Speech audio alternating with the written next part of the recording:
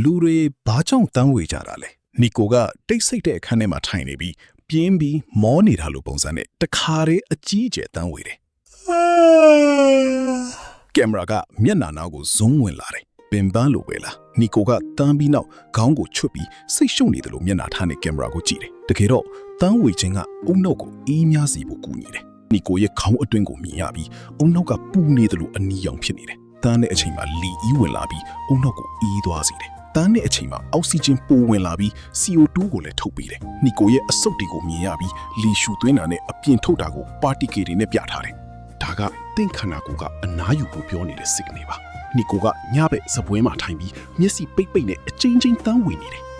အော်စရာကောင်းတာကတန်းဝေခြင်းကကူးစက်တတ်တယ်ဒါကလူတွေကြားဆက်သွယ်မှုတစ်ခုလည်းဖြစ်နိုင်တယ်နီကိုနဲ့မီနာနှစ်ယောက်လုံးပြုံပြီးရေနေကြတယ်သူတို့ကြားမှာနှွေးထွေးတဲ့အလင်းလိုင်းတွေပေါ်လာတယ်တန်းဝေခြင်းကပင်ပန်းတာတစ်ခုတည်းမဟုတ်ပါဘူးနီကိုကကင်မရာကိုပြုံပြီးနောက်ဆုံးသေးသေးလေးတန်းနေ